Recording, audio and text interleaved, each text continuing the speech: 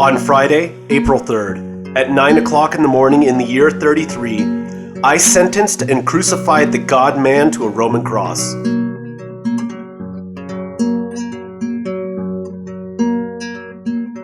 Under the law, almost everything is purified with blood, and without the shedding of blood, there is no forgiveness of sins. For while we are still weak, at the right time Christ died for the ungodly. For one will scarcely die for a righteous person, though perhaps for a good person one would dare even to die.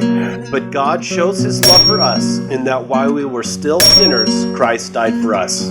He entered once for all into the holy places, not by means of the blood of goats and calves, but by means of his own blood, thus securing an eternal redemption. For if the blood of goats and bulls and the sprinkling of defiled persons with the ashes of a heifer sanctify for the purification of the flesh, how much more will the blood of Christ, who through the eternal Spirit offered himself without blemish to God, purify our conscience from dead works to serve the living God?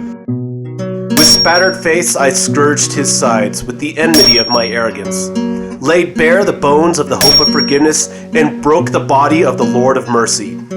He himself bore our sins in his body on the tree, that we might die to sin and live to righteousness. By his wounds you have been healed. As the whole of history since before creation watched, the world stopped as Jesus, the Son of God, cried out, and satiated forever God's just wrath against my sins. And when they came to the place that is called the Skull, there they crucified him. Surely he has borne our griefs and carried our sorrows, yet we esteemed him stricken, smitten by God, and afflicted. But he was wounded for our transgressions, he was crushed for our iniquities. Upon him was the chastisement that brought us peace, and with his stripes we are healed.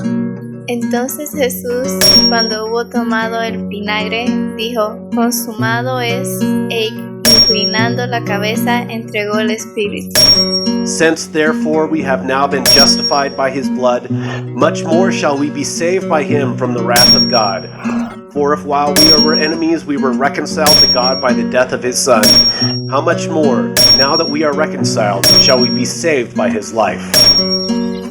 As the blood shed for the covenant tore through the tent of meeting and rent through time, I was restored from perdition, as my Christ died, cursed and alone, on a tree meant for me.